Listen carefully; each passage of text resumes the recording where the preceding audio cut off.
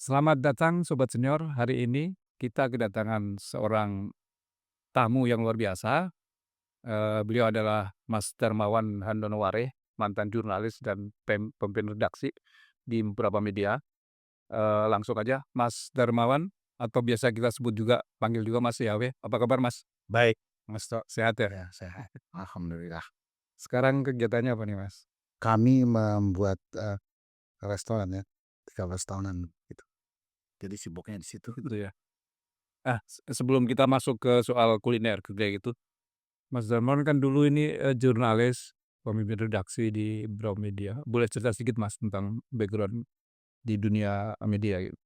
Ya, saya dulu masuk tahun tahun 87, di majalah Hai, kemudian, eee, mmm, pindah ke bagian training, bagian pendidikan dan pelatihan jurnalistik selama beberapa tahun, kemudian ke majalah Idea, sebuah majalah yang memandu keluarga-keluarga muda untuk, mempunyai rumah tinggal yang nyaman, artinya merenovasi, mempercantik, merawat gitu kontennya itu. Kemudian terakhir di majalah Martha Stewart Living, sebuah majalah untuk perempuan dalam, eee, mengatur rumah ya, pilar-pilarnya seperti gardening, cooking, kemudian organizing, rumah. Kemudian, crafting, macam-macam ya isinya gitu. Mas Darmawan, Mas Dewa ini kan emang, interest ke ini ya, ke apa, desain rumah gitu ya?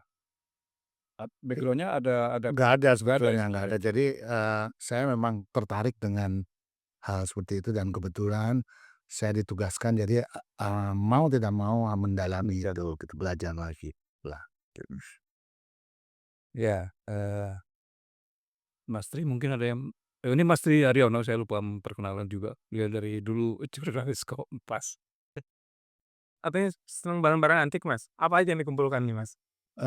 Sebetulnya bukan suka barang antik, saya bukan mengumpulkan ya, saya menggunakan material bekas ya, itu bisa elemen rumah, bisa furnitur. Semangatnya memang daur ulang sebetulnya, karena, benda-benda itu kan dibuat pada masa lalu dengan bahan yang baik, desain yang mungkin diperhitungkan ya, dan itu digunakan untuk saya waktu bangun rumah, saya gunakan untuk bangun rumah.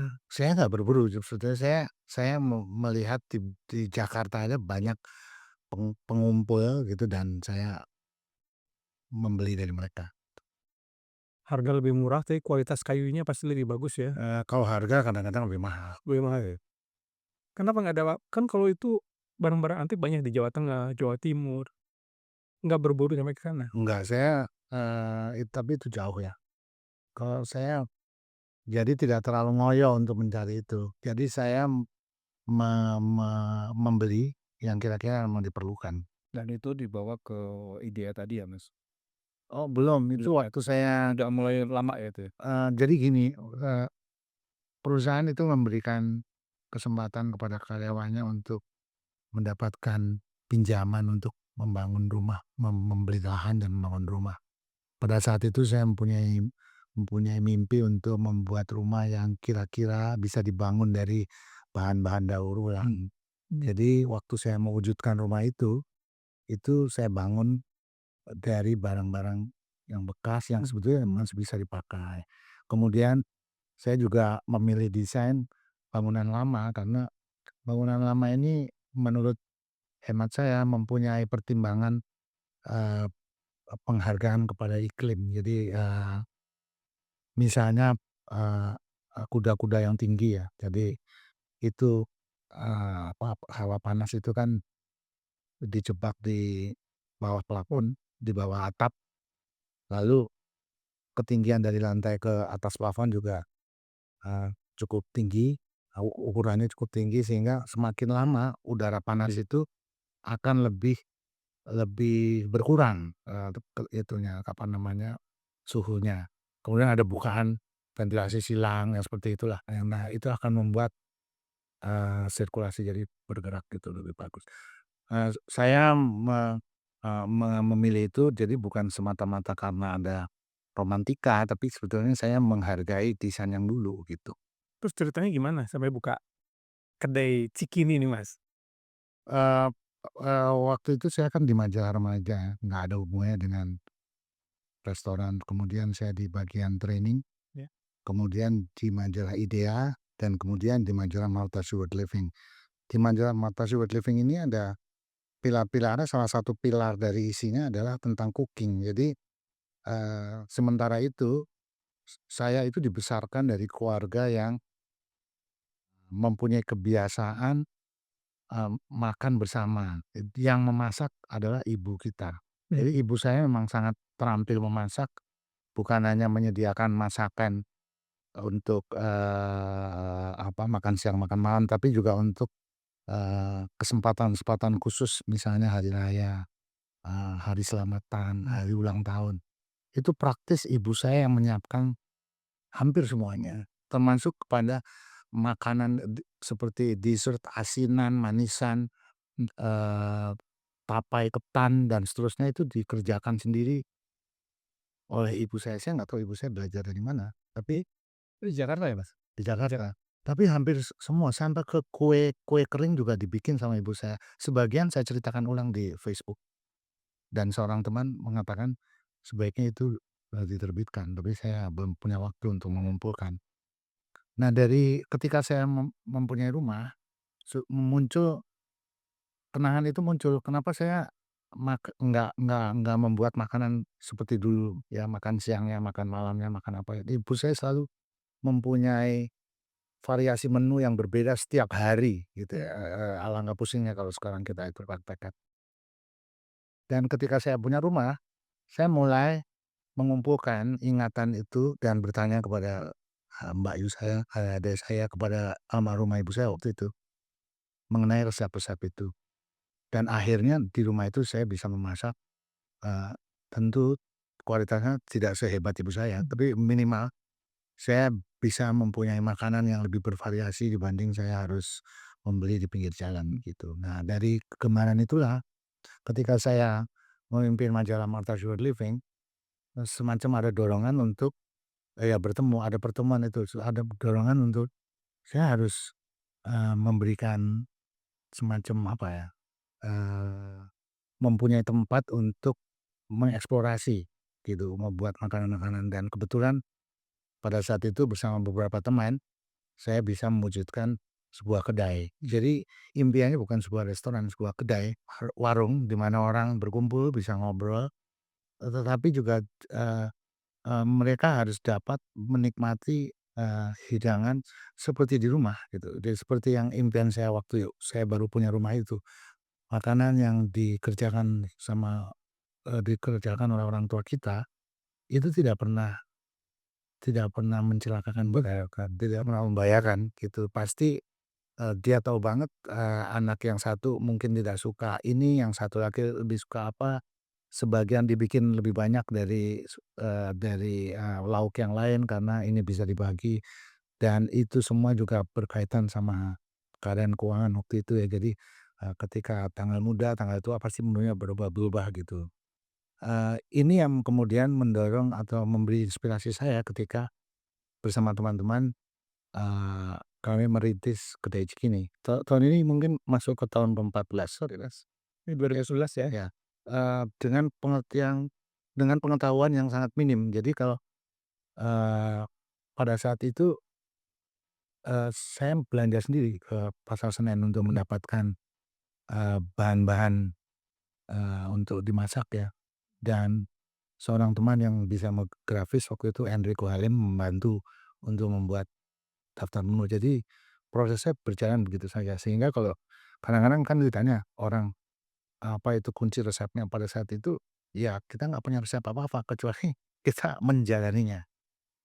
Tapi menu-menu tadi itu, sebagian besar dibawa dari kenangan dari ibu itu atau, ada Ya pada umumnya saya memulai dari eee, apa yang bisa dikerjakan.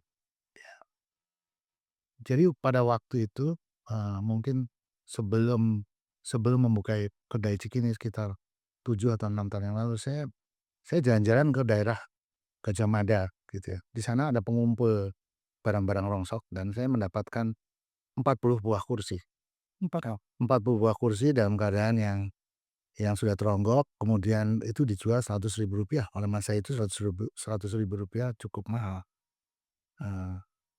Kayu, besi. Kayu Kayu. dan ada perkuatannya itu dari besi. Eee, ini saya ceritakan kepada teman saya, eee, Henny Raja, dan dia selalu tertawa, dia bilang, "Dari dulu modalnya nggak cuma kursi, yang diperlukan untuk sebuah restoran itu bukan cuma kursi, tapi dari kursi itulah mimpi itu dimulai." Jadi kursi itu diperbaiki, dipelintir, diberi, rotan untuk kita gunakan. Setelah 2 tahun kita nggak bisa gunakan lagi karena terlalu ringkih. Jadi kadang-kadang perhitungan-perhitungan itu ya banyak meleset juga gitu. Masak sendiri, Mas, ketika Pada awalnya ya waktu hari-hari pertama saya masak sendiri, eee, dan itu tidak benar cara itu sebetulnya gitu. harusnya seperti apa? Harusnya ya kita merumuskan resep dulu, kemudian membagi pengetahuan itu kepada tim, kita bikin percobaan 1, 2, 3 sama seperti majalah membuat dummy, kemudian diluncurkan karena kita sudah merasa pasti rasa dan proporsinya udah betul gitu. Tapi kan, itu terjadi setelah kita mencoba ya. Kadang-kadang, eee, ya teori mungkin dibangun dari praktek-praktek itu kan. Itu berapa tahun dari mulai sampai akhirnya dapet, "Oh ini nih, kayaknya udah kayak gini nih," yang dari mulai menu sampai konsep. Mungkin interior design juga pasti kan ngebawa tadi itu yang, vintage gitu ya, Mas, ya? Atau enggak konsep itu? Jadi kan kepengennya adalah bagaimana kedai Cikini menghadirkan suasana seperti di rumah, ya. Konsepnya itu ya? Ya yang hangat tuh, artinya ada, penggunaan material kayu, kemudian, makanannya juga makanan rumahan. Ya tentu kita tidak membuat menu yang cukup banyak tuh itu, kita hanya beberapa, menu yang ditawarkan gitu. Nah, dalam perjalanannya kita mulai mulai senewan ini sudah mulai tapi, banyak hal yang harus diperbaiki sehingga saya tanya-tanya ke seorang chef, kenalan kita undang dan dia memberikan beberapa, kiat-kiat gitu lalu kita perbaiki. Orang keuangan yang mengerti tentang arus kas gitu kita undang, mmm, dan dia memperbaiki cara kerja keuangan kita, dirapikan. Yang tidak kalah penting sebetulnya di dapur ya, di dapur itu, ada manajemen stok yang pada saat itu, kalau di redaksi saya cuma punya stok naskah. Jadi saya nggak tahu bahwa di dapur seharusnya ada, eee, stok bahan, iya, bahan kering, bahan basah, kemudian, makanan-makanan yang harus disimpan dalam keadaan pre-cook gitu sehingga itu akan mempercepat, proses memasak, sehari-hari gitu. Jadi ketika memulai usaha itu langsung aja nekat jalan, Mas, ya? Tanpa baca teori-teori dulu, langsung jalan dulu ya? Iya, karena kalau pakai teori mungkin nggak akan selesai sih, sampai hari ini mungkin belum buka restoran, bisa jadi gitu. Jadi waktu itu ada seorang teman, ketika kami, rehat, di tengah-tengah deadline gitu ya, saya masih ingat itu, yang nanya fotografer fotografer di Martha Stewart Living itu siapa ya? Rizky, ya Rizky Budiarto bilang, "Udah Mas, katanya mau buka restoran, udah jadiin Mas," gitu. Nah itu, saya masih ingat kata-kata itu yang, membuat saya nekat, udah kita jadiin gitu. Nah, Memilih lokasinya gimana, Mas, waktu itu? Cikini adalah daerah lama yang sudah lama membuat saya, selalu, tertarik dengan kawasan itu ya. Di Cikini Raya itu ada deretan bangunan tua Wah, ya, dan minat saya memang pada bangunan-bangunan tua cukup cukup, panjang. Eee, Kami mencari di situ sampai akhirnya mendapatkan di situ, begitu. Kita sewa di situ. ini diferensiasi perbedaannya dengan kedai-kedai lainnya adalah makanan rumahannya ini ya, Mas, ya? Iya, jadi kita membuat menyediakan makanan dan minuman. Minumannya kopi waktu itu awalnya. Sekarang minumannya macam-macam, ada dawet, ada macam-macam lah, ada.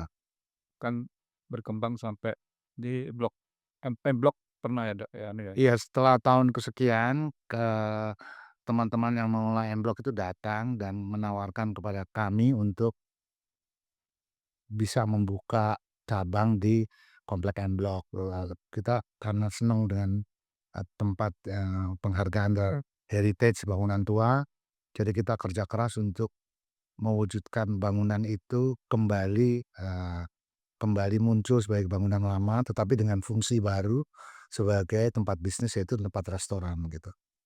5 tahun kita berada di sana dan bangunannya cukup baik ya. Mas, tadi kan makanan makanan tradisional, yang favorit Mas sendiri apa? Masak apa nih? Lodeh ya. Lodeh? Iya, Oh, jadi dulu awal-awalnya kita memang membuat lodeh.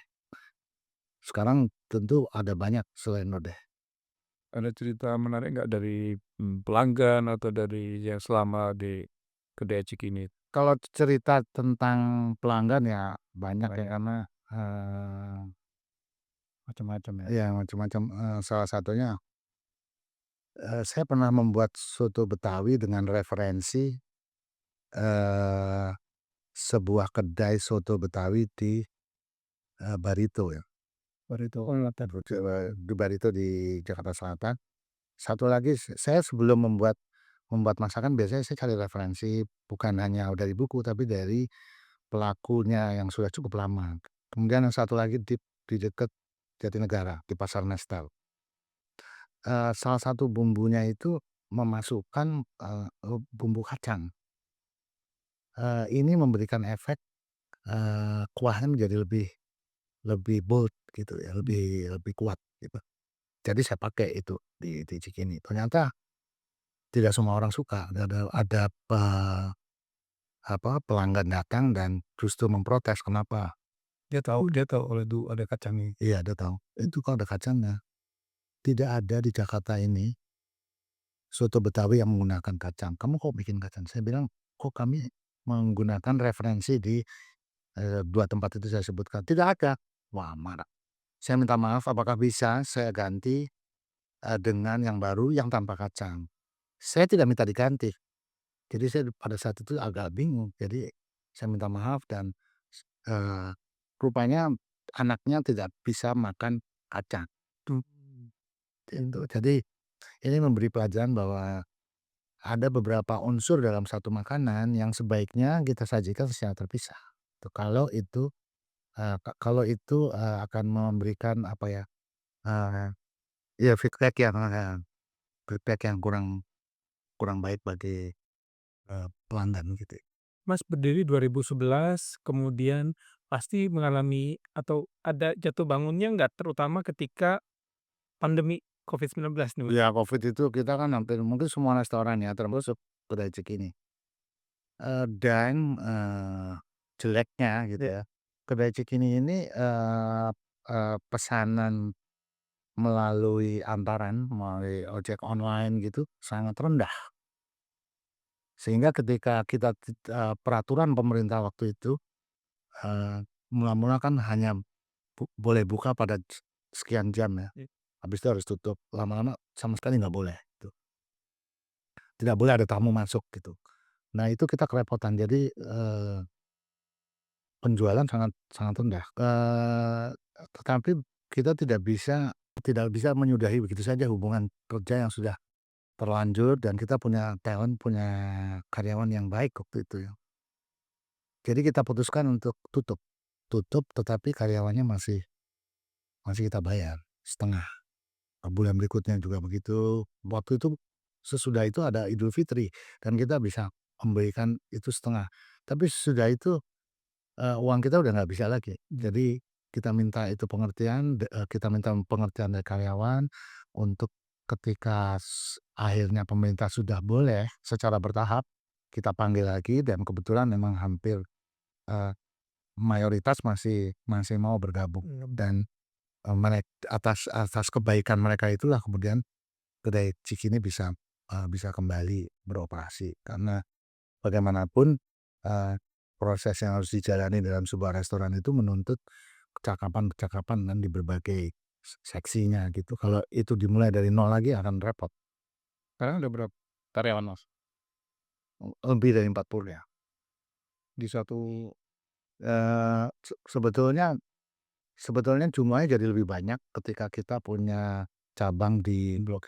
M Block, tapi sejak Juni kita tidak lagi ada di M Block dan mereka kita tampung di Kedai Cikini dan satu lagi kita Kedai Cikini itu membuat, dapur sentral sekarang sejak 2 tahun lalu, di Jalan Kendal ya.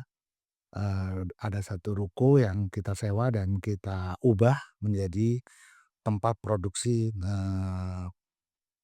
nasi box ya untuk corporate gitu, dengan desain yang memenuhi standar higienitas dan sanitasi. Jadi lantai 1 untuk packaging, lantai 2 untuk memasak ya, lantai 3 untuk marketing gitu. Nah sebagian teman-teman yang di M Block, kita salurkan di tempat itu. Itu pengembangan bisnis ya? Iya. Itu ya pengembangan bisnis tuh. Nah itu juga pengembangan ini menarik ya, bagaimana mengembangkan bisnis, ketika kita membuat, eee, dapur sentral itu, diinspirasi ketika kita, luka parah ketika Covid. Karena kita nggak punya metode jalur penjualan lain kecuali mengharapkan orang datang. Kita tidak atau belum mempunyai jalur penjualan di mana kita mengantarkan gitu. Nah dengan adanya, eee, catering nasi box itu, ini bisnis baru yang ya ini harus ditekunin ya karena itu sesuatu yang baru buat kita. Untuk pertama kalinya kita harus punya tim sales, tim marketing, kita harus punya menu-menu nasi box yang dibikin sedemikian rupa sehingga orang bisa mesan berkali-kali tanpa rasa bosan. Dan yang paling inti dari bisnis nasi box itu adalah pengantaran yang harus tepat waktu, gitu. Artinya jam jam kerja harus diatur sangat berbeda dengan sebuah restoran, gitu. Kalau misalnya Anda bayangkan kalau misalnya jam 7 harus sudah sampai di tempat, kita masaknya kan mundur ke belakang dan makanan yang masuk di dalam box itu tidak boleh panas. Oh, iya. Nanti bisa busuk gitu. Jadi dia harus didinginkan dalam suhu ruang. Itu menunya, ngambil dari Masnya menunya sama dengan Agak beda agak ya, beda ya? beda. Atau custom Jadi kalau misalnya di kedai Ciki kan banyak juga menu yang berkuah ya, jadi disajikan dalam mangkok. Kalau yang di rice bowl, nasi box ini hampir tidak ada yang berkuah, jadi harus kering gitu. kering? Kita harus menyusun menu yang, sangat, eee sangat kecil banget kemungkinannya untuk mudah mudah, busuk ya sih, ya basi gitu. Harus senang dulu ya ketika buka restoran tuh ya, rumah makan. Harus senang dulu, paling tidak tadi Mas katakan senang masak memang kan? Ya kita kan kalau saya ngelihat gini, kita memulai sesuatu yang kita punya. Jadi ya waktu itu saya mencoba untuk belajar masak, ya saya malah memilih dalam yang masak itu, Mas gitu. Kalau saya mungkin seneng ngajar, mungkin saya akan ya dari situ dosen nih. Ada temen yang habis pensiun jadi dosen sih, ya dan dia sangat menikmati menjadi dosen tuh kayak Daru ya, Daru Parama juga tuh jadi dosen. Betul. Kalau referensi apa kata, pengusaha catering itu yang menginspirasi Mas Dewe siapa? Luar lah katakan gitu. Atau konsep Banyak ya, saya sebelum buka itu saya ke beberapa tempat, karena sekarang mudah sekali untuk mengetahui itu dengan, searching di Google, habis itu kita ngelihat, lihat kita pesen untuk kita lihat, pelajari, itu banyak di Jakarta banyak lah. Eee, ada beberapa pemain yang selalu teratas kalau kalau pesen pasti ke tempat itu. Nah, yang kayak gitu-gitu perlu juga dibaca. Kenapa dia bisa bertahan lama? Salah satunya ya konsisten, jadi rasanya itu nggak jomplang. Hari ini begini, hari begitu nggak benar, itu berarti kan mempunyai tim yang solid ya untuk, eee, menjaga rasa. Jadi salah satu yang mahal dari bisnis makanan itu adalah, eee, kekuatan rasa gitu. Kekuatan rasa itu hanya muncul oleh pengalaman rasa. Jadi kalau kita tidak punya pengalaman rasa mencicipi berbagai makanan, eee, rentang rentang rasanya itu mungkin belum belum belum kompleks ya. Mungkin ini agak balik ke di zaman Orde Baru. Orde Baru, kan dulu di yang relatif agak high, bukan high pantai ya, yang relatif agak jauh dari dunia kuliner, ya. Liputannya tentang musik atau kalau high yang zaman Mas Dewi mungkin kan masih, media untuk apa tuh, laki-laki muda gitu ya kalau nggak salah ya, switch-nya itu yang itu udah lama sih kan, setelah itu terus ke SDM, terus ke Ya sebetulnya kan waktu di majalah Hai itu saya, ya itu diputer ya sama sama pemretnya untuk membidangi atau istilahnya beat-nya tuh macam-macam. Nah, saya tidak tidak banyak meliput musik waktu itu ya. Jadi saya lebih banyak ke, masalah remaja, masalah pendidikan gitu-gitu. Sesudah itu saya ke bagian training jurnalistik. Jadi sebetulnya sudah nggak di Hai. Sesudah itu baru ke majalah Idea, majalah tentang rumah, kemudian ke Malta Sweet Living. jadi Mas DHW ini kalau training itu orangnya sabar gitu. Jadi saya pernah eee sebagian dari senior pasti juga pernah di-training sama timnya Mas DHW yang di Kompas Gramedia ya. Itu kan beda lagi Mas training kan, itu ilmu lain lagi kan dari jurnalis. Jadi waktu saya masuk masuk majalah Hai, itu nggak ada training. Jadi, naskah diserahkan kemudian diedit, dari situ kita belajar, gitu ya. Kemudian ada pertemuan yang disebut rapat redaksi, kita juga belajar lagi. Eee, pada saat yang sama saya waktu waktu saya berada di bagian diklat, Ya, nah plat waktu itu diklat itu salah satu seksi dari, Departemen Sumber Daya Manusia. Kita mencoba untuk kenapa nggak kita bikin satu kurikulum untuk, melatih para wartawan. Nah, wartawan itu bisa wartawan majalah waktu itu ya, dari yang mulai masuk sudah 3 tahun, sudah jadi redaktur, sudah jadi redaktur pelaksana, kemudian seminar-seminar untuk pemimpin redaksi. Nah, kemudian kita menyusun kurikulum itu, menyusun kurikulum itu kemudian dibikin, pelatihan-pelatihan yang secara teratur memberikan tampilan dan wawasan, eee, para jurnalis gitu, kayak gitu. tapi Sesudah itu saya ke majalah Idea, kurikulum Mas DHW yang itu ya, yang ya sama teman-teman. pernah oke, jadi pengalamannya emang udah ke mana-mana. Sangat kaya ya. Sangat baik. Nah, akhirnya pindah ke kuliner ya. Terus pensiun tahun berapa Mas? Pensiun tuh 2000 barengan sama 11? kamu pokoknya. 11? Enggak ya, 11, 12? 2014, Berapa? 2014. Udah 11 tahun ya?